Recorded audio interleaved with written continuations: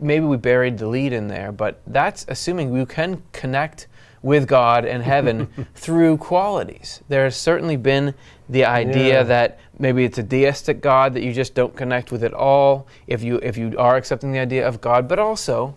Or maybe you need to take certain ritual actions and that will endear you, but it doesn't really matter about your qualities.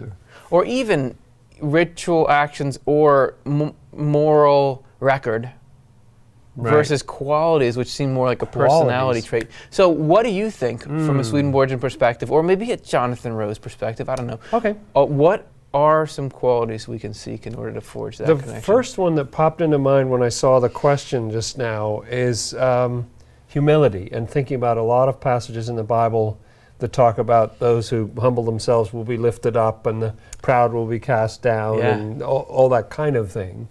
It's not talking about just feeling good about some accomplishment or something, but really thinking yourself higher than God, or is what the proud would mean there. But I think humility, like getting the ego a little lower so there's kind of room for God, I think is a really important thing. And I think of all those biblical stories where God appeared to people and they bow down or they fall on their faces or they, you know what I mean? Thunk. Boom, they go down and so that humility seems like an entry-level kind of quality that you need in order to connect with God. If you're really so proud of yourself, like you might as well be God yourself, it's going to be kind of hard to connect.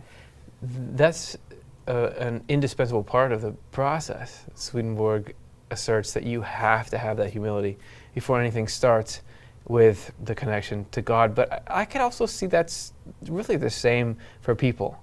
Because if you're really self-focused, if let's say you're hanging out with me, and hypothetically, obviously, we choose a ridiculous example so that no one will take it too seriously. Yes, that's right. To illustrate the point.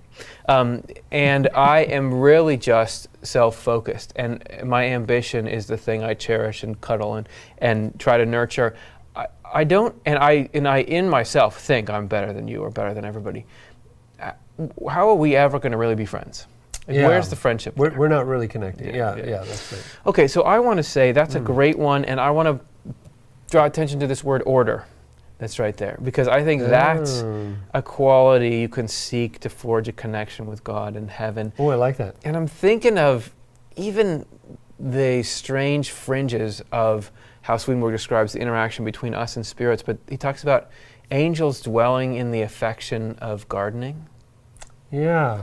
So, not that everybody has to like gardening. I wouldn't say I'm any kind of avid gardener myself, but constructive, orderly activities. I can just tell at times when I'm doing something, I'm doing the dishes or something equivalent, that this may be the kind of thing that whatever it corresponds to in heaven, this gets heaven going. So the more, and I do find the more I set my life in order, which has been a struggle for me my whole life, is just to get things tidy and locked in, because it's hard enough to, managing a mind, let alone a world around you. But whenever I can, and I'm on a pretty good roll right now, it just feels like this is heaven. So, so that to me seems like a connection. There's this beautiful quote that comes to mind where Swedenborg says, where there is order, the Lord is present, and where the Lord is present, there is order.